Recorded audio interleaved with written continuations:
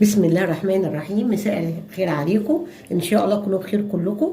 النهارده في اوفر اكله بقدم لكم البسله الاقتصاديه جدا اللي هتقدميها بدون اي طلبات. حاجاتها كلها في البيت، مجرد هتجيبي البسله هتلاقي نفسك عملتيها، وكوبايه شوربه لا اكتر ولا اقل، من غير لحمه من غير فراخ، وطعمها رائع. تاني مره انا اجربها، وصدقوني لو جربتوها هتعجبكم جدا جدا. وصحه وهنا علينا وعليكم يا رب. ودلوقتي بقى خطواتنا في عمل البسله. انا قلت لكم هعمل لكم بسله جديده 100%، ما يعني بالنسبه لي حتى جديده ما عملتهاش قبل كده. ني في ني، وكوبايه شوربه كده عندي هضيفها عليها وهدمسها كده كاني بدمس بكول، وبتطلع طعمها جميل قوي. انا واخداها من الطريقه دي من اختي مش مني. فانا هقول لكم المقادير ايه هي. اولا كل كوبايه شوربه عندكم في الفتره الحاليه احتفظوا بيها، لانكم ممكن تعملوا بيها طبخه من غير لحمه او فراخ. يعني الاسعار والحاجات دي كلها تخلينا ان احنا نحتفظ بالشوربه، بحيث كل كوبايتين شوربه عندنا نعمل بيهم طبخه في يوم من غير لحمه او فراخ، وتبقى في نفس الوقت مغذيه وطعمها جميل. فالنهارده مقاديري في الاكله: بسله كيلو ونص بسله فصصتهم، نص كيلو جزر خرطته مكعبات، راس توم كبيره. عاده احنا في الطبخ التقليدي بتاعنا في البسله ما بنحطش عليها توم، انا شخصيا كنت بعمل كده، انما دي طريقه جديده. راس توم كبيره، يمكن اشيل فصين منها، يمكن اشيل وانا بشتغل احس ان هم كتير اشيل فصين.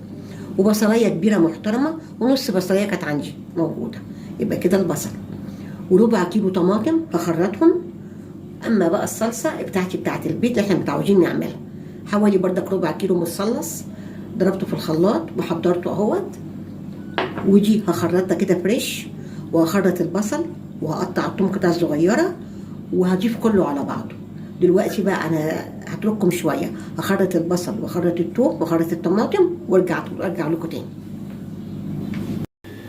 دلوقتي انا جهزت البصل والطماطم، بس في حاجه اقول لكم عليها قبل ما ابتدي. شايفين البرطمان ده انا بعمل فيه ايه؟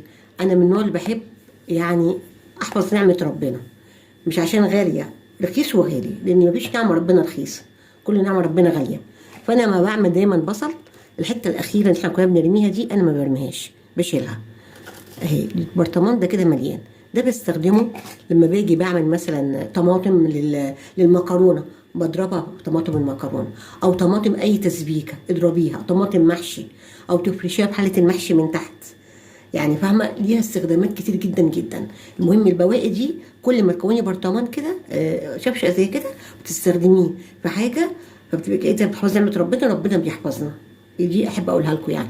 وحاجات تانية كتير انا يعني بتعامل فيها بنفس الطريقه، بس دي دلوقتي انا فاكراها فقلتها لكم. دلوقتي اقول لكم بقى هنعمل ايه. انا الحله بتاعتي اهيت، بضيف البسله، بيها كيلو ونص بسله غسلاهم فصصاهم، نص كيلو جزر،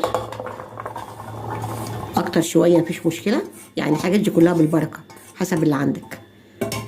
المفروض يكون في الفلايه متقطعه كده، بس انا الحقيقه ما عنديش، لو عندك حطي. بصل، كل ده ني في ني. توم، راس التوم كلها انا عملتها كلها، انا شايفه ان التوم ما نقلقش منه، التوم خطير طعمه جميل في الاكل. طماطم مخرطه، والصلصه انا بعملها في البيت، طبعا ايدينا نضيفه، مش انضف من ايدينا، مش نعمه ربنا. هاخد كل ده على البوتاجاز، هحط عليه الشوربه والماده الدهنيه بتاعتي، ونشوف هنعمل فيه ايه. وهنحط فلفل اسمر، سكر طبعا عشان الطماطم، عشان الصلصه شيء طبيعي،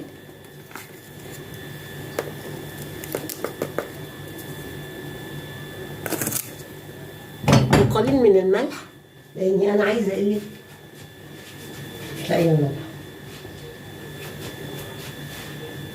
طيب يعني الملح هدور عليه بصراحه مش لاقياه، فهحط دلوقتي بقى شويه زيت،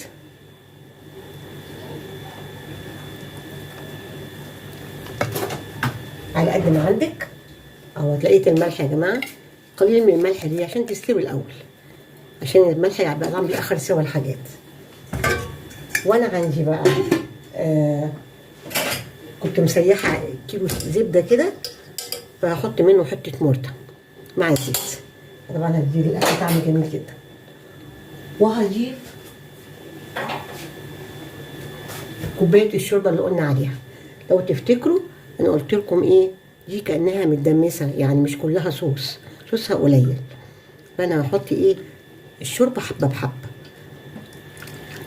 علشان حتى احتفظ بالشوربه ممكن اطبخ بيها طبخه تانية بعد كده. احنا عارفين دلوقتي الاسعار والحاجات، فانا ممكن اطبخ بشوربه ويبقى اكل ما فيهوش لحمه مفيش مشكله، لكن يبقى طعمه جميل جدا. انا هنا هقلب كويس وهحطها وهغطي عليها وهوطي واسيبها بقى مع نفسها كده. كل فتره اشوفها عايزه ايه، لو عايزه شوربه تاني حط لها تاني، ولما ما عندكيش شوربه هتحطي ميه. بس انا ايه الحمد لله عندي، فانا حطيت الحمد لله على كل شيء. طبعا كمان كبشتين شوربه. انا طبعا لسه البسله هتنزل ميتها والجزر والبصل، الحاجات دي كلها هتنزل ميتها. انا بعمل حساب كده المرته هي تبقى جميله جدا، بس بيبقى جوه الاكل. انا هقلب وهغطي وهوطي وهسيبها على النار، وكل شويه اروح واجوزها عليها. دلوقتي بعد ساعه و10 دقايق كده، انا كنت بتابعها بقلب فيها الوقت التاني. اهو يا جماعه اهيت هي استوت، لكن زي ما قلنا الاكله دي بتبقى مدمسه بتبقى زي الزبده، فهسيبها كمان. على فكره ما زودتش عليها حاجه، اللي يدوب معلقتين صلصه، لان لقيت ان هي ايه فاتحه شويه. الصلصه الطماطم اصلها مش حلوه بصراحه، لونها فاتحه قوي، لو كانت غامقه كانت كفت.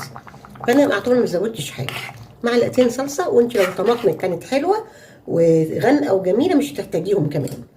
والشوربه زي ما شفتوا انتوا كوبايه شوربه، كوبايه وربع شوربه، مش اكتر من كده.